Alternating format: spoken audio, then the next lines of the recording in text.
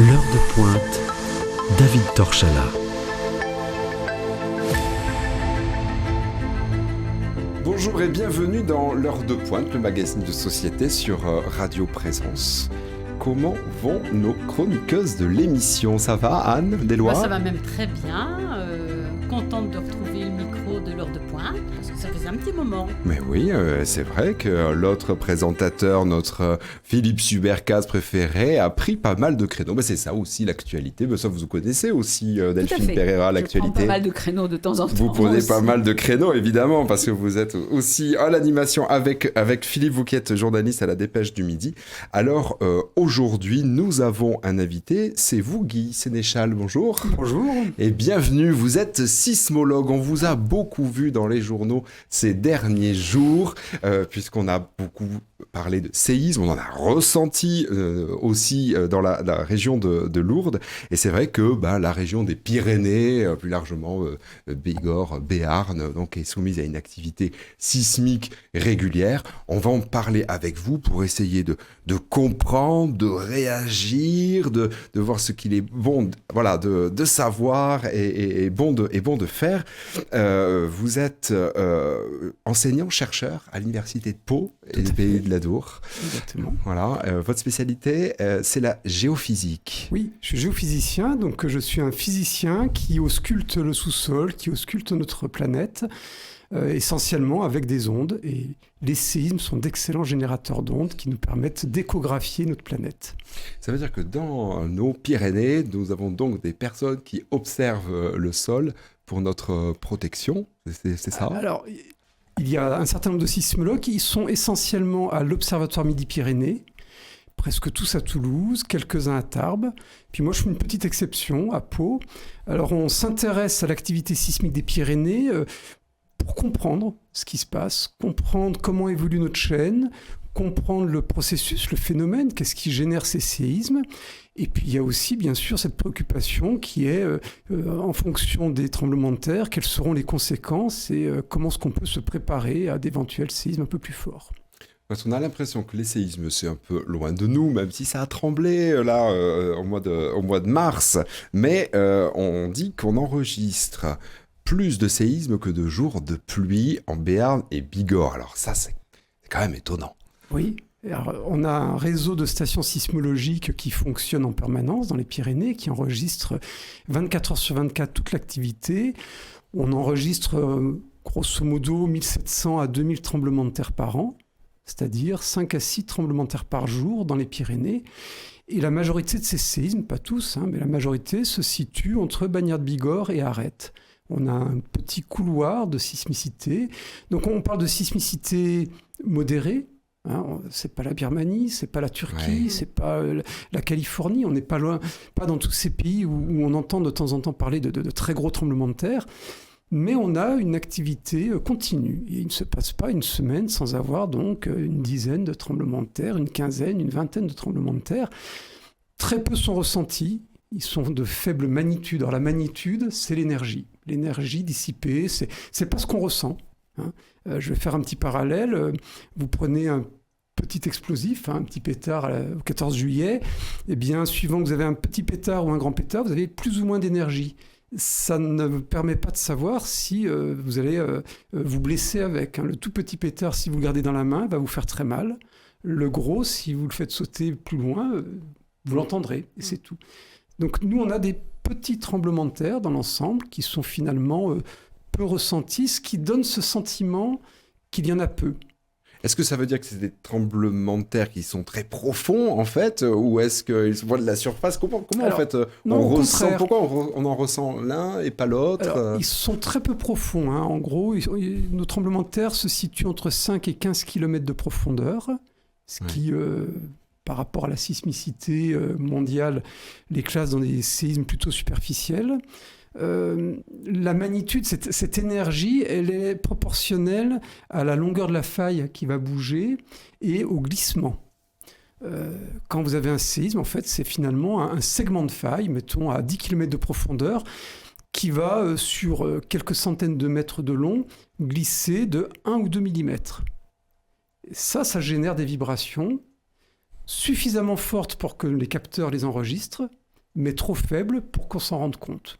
Bon, nous, on est pris dans un brouhaha, il y a la circulation automobile, il y a le vent tout simplement, il y a notre activité qui fait qu'on ne ressent pas la moindre vibration et parfois même on ne se rend pas compte que c'est un tremblement de terre. On peut de temps en temps avoir une légère petite vibration et on va assimiler ça à notre activité habituelle. Oui, c'est ça, c'est le camion qui passe sous la fenêtre, Delphine. C'est devant la porte. Ah oui, devant la C'est porte. celui-là. C'était pas du tout un camion. Qu'est-ce qui fait qu'on a envie d'étudier les sols, de s'intéresser au séisme, au tremblement de terre et de devenir finalement sismologue? Alors, c'est la convergence d'un certain nombre de facteurs. Il y a le goût des sciences, l'envie de comprendre, l'envie de savoir au départ. Il y a certainement le goût de la montagne qui m'a attiré dans mes Alpes natales, l'envie d'aller en montagne, l'envie de comprendre un petit peu ce qui se passe dans ces chaînes de montagne.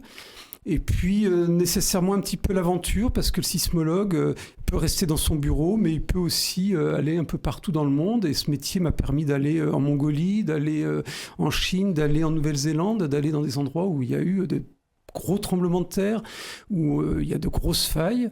Donc c'est un petit peu ce mélange entre un goût intellectuel et un goût physique qui fait... Et puis peut-être aussi le côté très exceptionnel. Hein. Nous ne sommes pas nombreux, c'est pas un métier courant.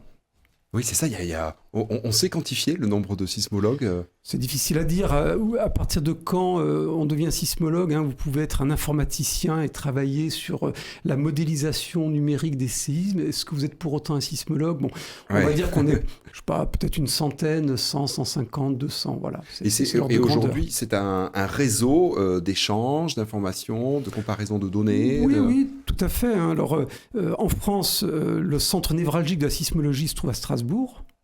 Et vous avez ensuite c'est loin des montagnes, ça pourtant. Non. Ah Il y a non. des Vosges. Ah oui, il y a les Vosges, n'est-ce pas? Ah non, pardon, mon Dieu. Les Alsaciens ont leur séisme, hein, alors Oui. de toute autre raison, c'est ce qu'on appelle un fossé d'effondrement, c'est le contraire d'une chaîne de montagne. Hein. Vous avez un système d'extension, on appelle ça un graben, qui provoque beaucoup de séismes en Alsace. Donc les Alsaciens ont des séismes. Et alors on a un certain nombre d'observatoires, il y a donc l'observatoire de Strasbourg, il y en a un à Grenoble, il y en a un à Sophie-Antipolis, il y en a un à Toulouse, il y en a à Paris. Et dans chacun de ces observatoires, on va avoir un certain nombre de sismologues. Et tout le monde travaille de concert.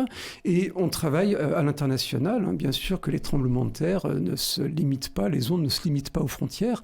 Donc quand un tremblement de terre a lieu, il est enregistré en fonction de son énergie, plus ou moins loin.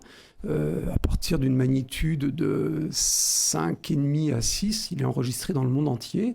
Et toutes les données sont disponibles. Il n'y a pas de sectarisme, on travaille tous dans le même objectif, à savoir comprendre ce qui se passe et mieux connaître notre sous-sol. Ici, vous pouvez nous expliquer justement pourquoi on est sur une zone comme ça. C'est dû justement aux Pyrénées, à l'Espagne, les plaques qui se bousculent. Qu'est-ce que c'est exactement Oui, pour qu'on arrive à comprendre? Au départ, la sismicité naturelle, d'origine naturelle, elle est liée à cette tectonique des plaques. Donc, en deux mots, la Terre est une planète chaude. Au centre de la Terre, il doit faire dans les 5000, 5500 degrés, ce qui ne veut pas dire que c'est liquide. Hein. Compte tenu de la pression, le noyau de la Terre est solide. Mais au fur et à mesure qu'on se rapproche de la surface, la température diminue. Dans les 150 derniers kilomètres, cette température est suffisamment faible pour que notre enveloppe soit rigide, cassante. Plus en profondeur, c'est un peu moins rigide, un peu moins cassant, donc on n'a pas de tremblement de terre au-delà de 150 à 200 km. Et donc cette enveloppe terrestre s'est morcelée en alors on dit une quinzaine, en réalité il y en a bien plus, 10, 20, 30, 40, 50 plus ou moins grosses plaques lithosphériques, tectoniques, qui bougent à vitesse de quelques millimètres à quelques centimètres par an, les unes par rapport aux autres. Certaines se rapprochent, d'autres vont plutôt s'éloigner. Alors, nous, dans le cas des Pyrénées, on est à la frontière entre une énorme plaque qu'on appelle la plaque eurasienne, qui englobe toute l'Europe, la Russie, etc., et la plaque ibérique, qui englobe, on va dire, l'Espagne, le Portugal. Il y a à peu près 60 millions d'années, ces deux plaques sont rentrées en collision et ont généré cette belle chaîne des Pyrénées. Et donc, pendant 60 millions d'années, eh bien, cette collision qui s'est faite millimètre par millimètre a généré des milliards de tremblements de terre. Aujourd'hui, quand on regarde la sismicité, on s'est longtemps on a longtemps cru que nous observions la suite de cette collision. Or, on se rend compte aujourd'hui, avec les mesures GPS, que non, la collision, elle semble être terminée. L'Ibérie ne se rapproche plus de l'Eurasie. Alors, pourquoi on a toujours des tremblements de terre ? Là, on a un certain nombre de scénarios, on a plusieurs hypothèses qui méritent encore d'être confirmées. L'hypothèse la plus communément acceptée, c'est que notre chaîne est en train de s'éroder. Elle est en train de disparaître tout doucement. Qu'est-ce que ça veut dire ? L'érosion, c'est l'usure. Ça veut dire que les montagnes année après année, redescendent. le vent, la gélifraction, c'est-à-dire le gel des gels, morcelle les roches et petit à petit, nos Pyrénées s'effondrent. Et quand vous faites effondrer une chaîne de montagnes, elle s'allège. On va faire un parallèle avec un iceberg. Ouais. Si vous avez un iceberg et que vous coupez une partie de la glace, vous retirez quelques mètres, vous retirez, mettons, 5 mètres de glace, votre iceberg va remonter. Ah oui. Il va remonter jusqu'à une position d'équilibre, parce qu'il s'est allégé. Bien, nous, c'est un petit peu la même chose. Nos Pyrénées, du fait de leur érosion, s'allègent. Et tout à l'heure, j'ai dit qu'en dessous des 200 km, on était sur de la roche moins cassante, un peu plus molle. Ben voilà, c'est ce manteau un peu mou qui aujourd'hui fait que nos Pyrénées, au fur et à mesure qu'elles sont érodées, elles remontent. Et ce mouvement génère cette petite sismicité. Alors, on parle d'un mouvement incroyablement faible. Le mouvement, il est peut-être de 1/10 de millimètre par an. Oui. À comparer au mouvement des plaques lithosphériques en Birmanie, le séisme qu'on a eu il y a quelques jours, on est sur une faille où le mouvement est de plusieurs centimètres par an. Au Japon, on a eu des séismes liés à des mouvements de plaques de l'ordre de 6, 8, 10 centimètres par an. Voilà, nous, on est vraiment sur la fraction de millimètre, ce qui fait que nous n'avons pas cette intensité dans la sismicité. Nous n'avons pas autant de tremblements de terre forts que les pics que j'ai cités. Mais pourquoi à un moment, on le ressent ? À un moment, ça secoue fort. Qu'est-ce qui se passe ? Alors, ce qui se passe, c'est qu'on a des tremblements de terre plus ou moins forts en énergie. C'est-à-dire que le plus souvent, ce sont des tout petits glissements. La faille va bouger d'une fraction de millimètre et va générer donc des séismes imperceptibles en dehors de nos capteurs. Et puis, de temps en temps, le mouvement de la faille va être plutôt de 5 mm, 10 mm, et l'énergie augmente proportionnellement. Donc, nous, on va dire que la magnitude augmente. La magnitude, oui, c'est Voilà. ça. Il y a une différence aussi peut-être entre le jour et la nuit, où Non. le jour, Alors, on le ressent plus Alors, en termes la de nuit. ressenti, voilà. Mais disons qu'au départ, il y a surtout la magnitude. En gros, plus les séismes sont forts, plus ils sont rares. Donc, je vais essayer de donner quelques chiffres. On a donc tous les jours, sur l'ensemble de la chaîne des Pyrénées, tous les jours, nous avons 5, 6, 7 séismes enregistrés. Et certainement qu'on en rate des très, très petits. Et puis, des séismes, donc ça, on est sur des séismes de magnitude 1 ou 2. Des séismes de magnitude 3, eh bien, on va en enregistrer sur l'ensemble de la chaîne toutes les semaines, tous les mois. Des séismes de magnitude 4, on va enregistrer un par an. Certaines années, il y en aura 2 ou 3. D'autres années, il y en aura 0. Des séismes de magnitude 5, là, on rentre dans les séismes vraiment forts. On en a, a priori, tous les 25 à 30 ans. Ici, localement ou en France ? Sur l'ensemble des Pyrénées. Sur l'ensemble Là, je des suis sur Pyrénées. les Pyrénées. Ouais. Et à partir de là, il y a plusieurs questions qui se posent. Je viens de citer magnitude 2, 3, 4, 5. Et la question est jusqu'où peut-on monter ? Ah oui, c'est Richter qui nous donne ça. Plus les là. séismes sont Ça va jusqu'où, puissants, Richter ? plus leur magnitude est élevée, plus ils sont rares. Donc nous, ça ne fait qu'un demi-siècle qu'on enregistre les tremblements de terre. Ah oui. Donc pour savoir si on a déjà eu des séismes de magnitude supérieure à 5, il faut regarder les archives. Oui. Alors on a les archives notariales et on a surtout les archives de l'Église. À une époque, le curé rédigeait que s'est-il passé dans la commune. Et en général, il parlait de la météo, il parlait éventuellement des moissons, et il parlait des séismes. Parce que pendant très longtemps, on a rattaché le séisme à un phénomène météorologique. Et donc, on a des écrits sur les derniers siècles, et on sait comme ça qu'on a déjà eu un certain nombre de tremblements de terre de magnitude, alors inconnue, puisque ces séismes n'ont pas été enregistrés, mais on connaît l'étendue du ressenti. On sait par exemple qu'en 1854, en 1750, en 1660, on a eu dans la région de Lourdes des tremblements de terre qui ont été ressentis jusqu'à Bordeaux, voire beaucoup plus loin. Avec des destructions locales, du coup Oui, on a des destructions. C'est toujours très difficile de synthétiser les destructions. Ça n'a pas toujours été la préoccupation première de ceux qui écrivaient. C'est un peu comme le nombre de victimes, hein. À une époque, la mort était beaucoup plus courante, finalement. Et on n'avait pas ce réflexe nécessairement de comptabiliser, de faire un bilan des victimes, surtout lorsqu'on remonte sur plusieurs siècles. La communication entre les régions, entre les communes était beaucoup moins facile. Donc finalement, on a, au niveau des destructions et des victimes, on a certainement une information un peu biaisée. Par contre, je vais prendre l'exemple le plus symptomatique, c'est le séisme de juin 1660. On a eu un séisme le 21 juin 1660, localisé du côté de la Mongie, au sud de Bagnères-de-Bigorre. Ce séisme est très connu parce que le 21 juin 1660, on est 10 jours après le mariage de Louis XIV à Saint-Jean-de-Luz. Et dans la nuit du 21 juin, le roi dort à Capsieux, dans les Landes. Donc, le séisme a lieu vers 3 heures du matin. Le roi le ressent, il est réveillé. Et à partir de là, donc, il y a des écrits, il y a beaucoup d'écrits qui rendent compte de ce qui s'est passé.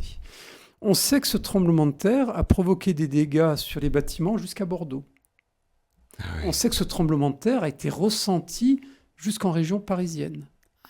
Donc, on peut comparer, non pas les dégâts, mais cette extension du ressenti avec ce qui se passe aujourd'hui à travers le monde.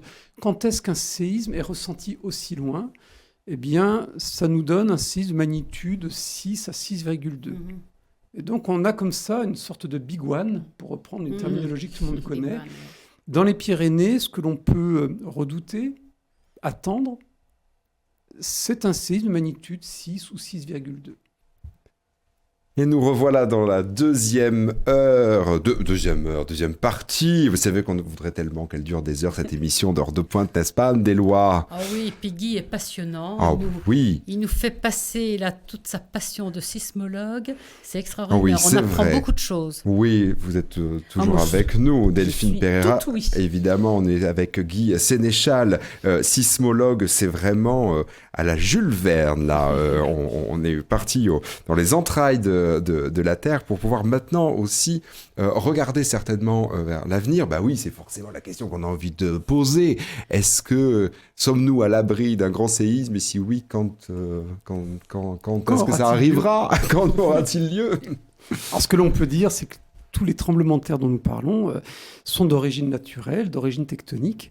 Et la géologie, la tectonique, est un phénomène qui n'évolue pas à l'échelle de quelques siècles. On peut considérer qu'il faut peut-être 10 000 ou 20 000 ans pour qu'un contexte géologique soit différent.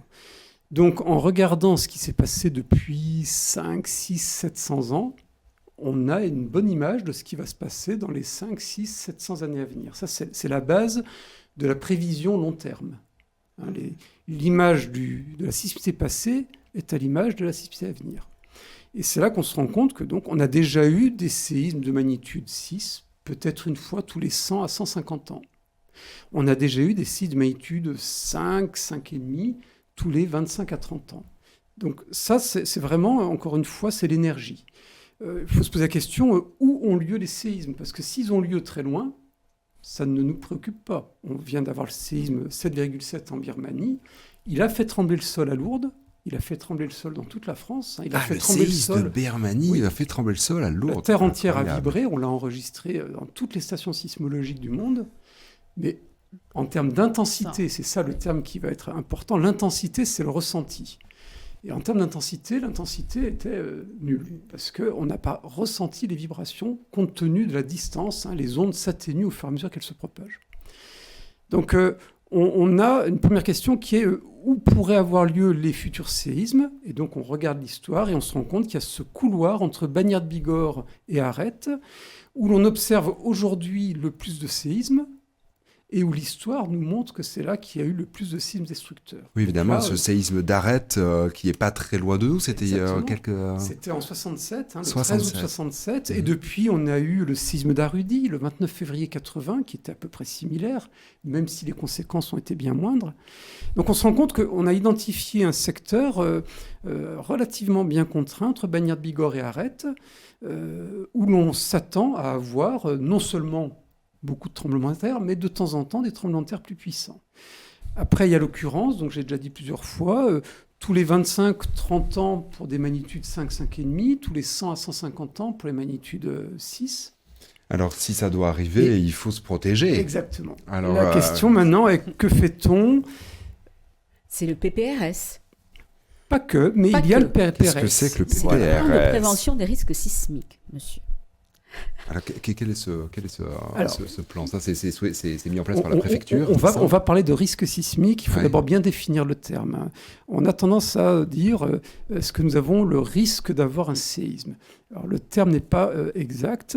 Un risque, c'est ce à quoi on est confronté en fonction de notre vulnérabilité et de l'éventualité qu'un événement ait lieu. Quand vous montez dans votre voiture, vous prenez Oui. un risque. Ouais. Qui dépend de l'éventualité d'un accident et de votre vulnérabilité. Avez-vous mis votre ceinture, etc., etc. Donc, ce qu'on appelle le risque sismique, c'est d'une part, quelle est l'éventualité d'avoir un séisme fort? C'est ce dont nous parlons depuis 5 minutes. Donc oui, nous sommes dans une région où ça peut arriver. Mhm. Et ensuite, il y a l'enjeu. L'enjeu, c'est finalement, si ce séisme a lieu, qu'est-ce qu'il implique? Donc l'enjeu dépend de la densité de population, dépend de la densité de construction, des infrastructures, de l'économie. Donc si vous êtes dans une région où il n'y a personne, eh bien l'enjeu est tellement faible qu'il n'y a pas de risque. Et ensuite, cet enjeu, on va évaluer sa vulnérabilité. Vous pouvez avoir beaucoup de monde. Prenez Tokyo, il y a beaucoup de monde. Oui.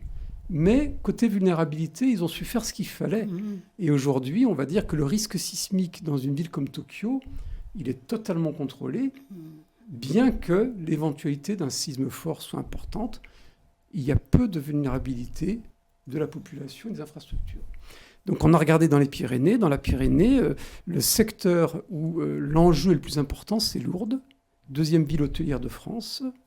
Une ville qui a comme caractéristique d'avoir, pendant une grande partie de l'année, un surgain de population, une population étrangère, une population souvent âgée, beaucoup de malades, beaucoup de personnes qui, en cas de situation catastrophique, vont vraiment compliquer les choses. Et il faut le dire, on a un habitat dense, relativement âgé, lui aussi. Bref, c'est tout ça qui fait que Lourdes est vraiment symptomatique d'un certain risque, c'est-à-dire l'éventualité d'avoir un séisme, un enjeu important et une certaine vulnérabilité. Donc ce n'est pas en rapport avec le séisme en lui-même, c'est vraiment tous ces paramètres autour qu'il faut prendre en compte. On pourrait dire par exemple que Bagnères de Bigorre, en termes d'aléas sismiques, la situation est exactement la même. On attend tout autant des séismes du côté de Bagnères de Bigorre, mais l'enjeu et la vulnérabilité est bien moindre à Bagnères de Bigorre. Il y a beaucoup moins de monde, il y a beaucoup moins de risques, donc au sens propre du terme. Donc à partir de là, que peut-on faire? Il y a 3 niveaux d'action. Il y en a un qui a été initié il y a déjà une quinzaine d'années. C'est ce qu'on appelle les Eurocode 8. Ça concerne les normes parasismiques. Nous, dans notre région, toutes les communes pyrénéennes, sans exception, ont une obligation de construire tout nouveau bâtiment, quel qu'il soit, en respectant des normes parasismiques. Mais il faut être conscient que cette mise en place des normes, elle aura un impact dans des dizaines d'années. On doit renouveler à peu près 1% du bâti à l'année. Oui, c'est ça. Ouais, donc on va dire qu'il faut 50, 60, 80 ans pour commencer à avoir une proportion de bâtiments parasismiques importante. Donc il y a la question de que fait-on des autres bâtiments. Et c'est là que le PPRS intervient. C'est-à-dire que depuis des années, on conseille, on invite tout le monde à renforcer autant que possible certains éléments des bâtiments, ce qu'on appelle les éléments non structuraux. On parle des cheminées, on parle des balcons, qui sont les premiers éléments qui souffriront en cas de séisme. Et là, ce que le préfet a fait, c'est qu'il a signé un plan prescriptif. C'est-à-dire que là, pour le coup, maintenant, il y a un délai. Les propriétaires sur la commune de Lourdes sont tenus de faire évaluer justement les cheminées, les balcons, de manière à voir s'il y a lieu de renforcer ces éléments. Donc, on est vraiment sur un travail d'anticipation pour réduire le risque. Donc ça contraint les propriétaires à faire des travaux, mais il y a des aides de l'État. Il y a des aides de l'État, voilà, tout à fait. Il y a une aide à hauteur de 80%. Donc là, on va dire que chacun ensuite a son métier. Le sismologue, lui, intervient sur véritablement la partie aléa. Moi, je peux vraiment parler de l'éventualité qu'il y ait un séisme, de quelle magnitude, quelles sont les intensités qu'on peut attendre, quelle est l'occurrence, etc. Puis à côté de ça, vous allez avoir les responsables de la DDT, de la mairie, ou de structures telles que l'association CPRIM qui vont être là pour accompagner, renseigner, servir d'interlocuteur auprès des Lourdais qui voudraient savoir ce qu'ils doivent faire, comment le faire. Puis ensuite, il va y avoir les corps de métier qui, eux, vont venir intervenir pour renforcer les éléments. Vous avez cité l'association CPRIM, prenons peut-être le temps là de parler de ce centre pyrénéen des risques majeurs. Quel est Alors c'est une association qui a été créée il y a une douzaine d'années, qui est installée face au funiculaire, au Pic du Gers, dont l'objectif est justement de développer la culture du risque, quelque chose qu'on a du mal à faire émerger en France. Alors, de quel risque parle-t-on ? Du risque sismique, du risque de crue et d'inondation, du risque gravitaire, c'est-à-dire les avalanches, les glissements de terrain, les chutes de blocs. Pour tous ces aléas, il y a un certain nombre de gestes que l'on peut apprendre et faire, que ce soit par anticipation ou tout simplement au moment où l'événement a lieu. Et c'est l'objet de cette association que de communiquer auprès des scolaires, auprès des élus et auprès du grand public, à travers des conférences, à travers des stands. Et nous disposons spécifiquement pour le risque sismique d'un lieu exceptionnel, unique en France, épicentre, qui est une salle ouverte au public, c'est en entrée libre, une salle d'information, encore une fois située face au funiculaire, où toute personne, lourdaise ou non, peut venir se renseigner sur ce qu'est le risque sismique, peut tester le simulateur de séisme. Ah oui, parce que ça, Delphine Ça doit Perret, être en préparant intéressant. l'émission, elle C'est nous vrai. a dit... J'ai testé. Alors, qu'est-ce que c'est ? Qu'est-ce que ça fait ? C'est en conditions réelles. En fait, c'est de la réalité virtuelle. Tout à fait. Et vous montez sur une plateforme, David, et c'est pas du tout pour faire de la gym, mais ça secoue dans tous les sens. Et vous voyez les bâtiments qui s'effondrent autour de vous, et c'est basé sur des séismes qui ont réellement existé. Et Donc avec la même intensité ressentie, enfin voilà, c'est un simulateur, mais on va en dire tout que cas à ça l'époque. permet de Oui. C'est montrer... impressionnant. Très. Ça montre surtout la complexité des secousses. Ah oui, c'est ça. Mais Anne, elle regarde avec curiosité. Bah Anne Delot, oui. elle a envie d'y aller à Bah, Épicentre. Peut-être que j'irai, mais je me souviens, moi je ne suis pas de la région, mais il y a une dizaine d'années, quand je suis arrivée, les premières secousses que j'ai ressenties, c'était du côté d'Agos-Vidalos. Et moi, mon réflexe a été vite de sortir de la maison, d'aller dans la rue. Il était 22h30. Et je me suis retrouvée toute seule, avec mon compagnon, mais les voisins, Mais personne alors, n'avait bougé. Vous n'avez pas Alors- été sous la table parce que est-ce qu'il faut aller Non, Eh vous n'avez j'ai pas eu fait le ça. réflexe, justement. On je ne va voir savais pas ce si qu'il c'est fallait un bon faire. réflexe. On va demander. Est-ce qu'il faut sortir? Alors, Qu'est-ce qu'il faut faire? justement, on parle de réflexe et c'est finalement un peu notre problème. C'est que nous pouvons difficilement espérer avoir les bons réflexes dans la mesure où finalement nous sommes très rarement confrontés Ah oui. à un séisme suffisamment fort pour provoquer ce sentiment de devoir faire quelque chose. Donc, recevoir des consignes et dire il faudrait faire ceci ou cela, il n'est pas certain qu'au moment d'un séisme fort, Qu'on ait le on puisse réflexe. véritablement... Voilà. Donc finalement, on se rend compte que le plus important, c'est que quel que soit notre comportement, il faut que ça se passe bien. Et on se rend compte que l'anticipation, la prévention est essentielle. Quel est le problème avec un séisme? Finalement, c'est la chute d'objets. Alors on pense tous à la chute des bâtiments, mais bien avant qu'un bâtiment ne s'effondre, on peut avoir certains éléments, on les a cités tout à l'heure, les cheminées, les balcons, voire même tout simplement le mobilier. Comme le nom l'indique, le mobilier a tendance à être mobile. Le mobilier, les faux plafonds, tout ce que l'on suspend à nos plafonds, les lampes, les lustres, voilà. Tous ces éléments qui sont en hauteur, qui sont plus ou moins bien stabilisés, je pourrait aussi parler des pots de fleurs, etc. Eux vont tomber en premier et éventuellement vont nous tomber dessus. Donc oui, c'est ça. le parasismique de base, quand on habite dans une région comme la nôtre, c'est de se dire, tiens, en regardant chez soi, s'il y a un séisme violent, quand bien même la maison tiendrait, qu'est-ce qui pourrait me tomber dessus ? Oui, parce que la bibliothèque, si elle n'est pas bien Exactement. attachée au mur, la bibliothèque, La elle nous tombe sculpture dessus. sur le haut de l'armoire. Et Bah, quand on nous sait n'avons que pas tous des sculptures comme fous, hein, mais Quand on sait que l'éventualité d'un J'en ai pas. séisme est inversement proportionnelle à C'est son, vrai. son intensité, finalement, il y a beaucoup plus de risques d'avoir un séisme qui fera tomber des objets que d'avoir un séisme qui fera tomber un bâtiment. Donc, il faut vraiment, entre construire en parasismique est une chose, respecter les obligations de ce PPRS qui vont nous obliger à renforcer les balcons, etc. Il faut aussi, et ça relève de l'individu, penser à regarder chez soi individuellement ce qui pourrait éventuellement basculer. Vous passez un tiers de votre vie dans votre lit. Si vous avez à côté de votre lit une armoire de quelques centaines de kilos, oui, en effet, deux petits crochets et ça tient. Et puis, il y a une autre démarche qui est très importante et sur laquelle on travaille beaucoup. C'est ce qu'on fait maintenant, c'est de parler tremblement de terre. C'est de dédramatiser, de démythifier, de trier entre le vrai du faux. Vous savez, le séisme fait l'objet de beaucoup de fantasmes, beaucoup de films catastrophes. On imagine le pire. On a toujours en tête des images vraiment qui vont bien au-delà de la réalité. Et donc, les gens ont peur par méconnaissance. Donc, on a un travail aussi qui consiste à amener les gens à vivre avec ce phénomène naturel, on l'a dit au début, qui est on ne peut plus banal. Des tremblements de terre, il y en a tous les jours. Donc, c'est vraiment Et un en phénomène. connaître un minimum sur le sujet pour Voilà. pouvoir appréhender éventuellement s'il y en a un, aussi gros soit-il. Anne Deslois. Oui, je voudrais justement souligner l'initiative du maire de la commune où j'habite, dans la vallée de Castelloubon, à Sacréac. Il y a quelques années, il nous a sensibilisés justement aux risques de la commune. Alors, parmi ces risques, il y a bien le risque d'un séisme.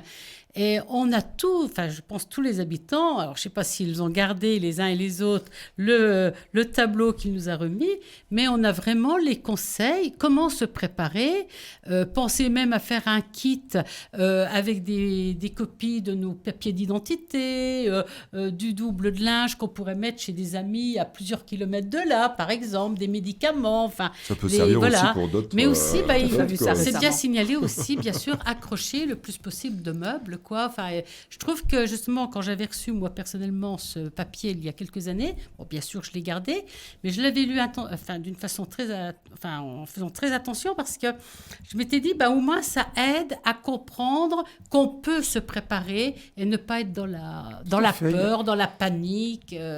Donc, je trouve que c'est un document très intéressant. Oui, Et il là, existe des simulations aussi. Voilà. Dans Il des y a un communes. travail d'information qui monte en puissance à tous les niveaux. Donc les communes sont tenues, alors c'est en cours de mise en place, tout le monde ne l'a pas encore fait, mais à terme, toutes les communes sont tenues d'avoir leur DICRIM, c'est de ça dont on parle, le document d'information communal des risques majeurs, de la même manière que toutes les communes doivent mettre en place un PCS, un plan communal de sauvegarde, c'est-à-dire voilà.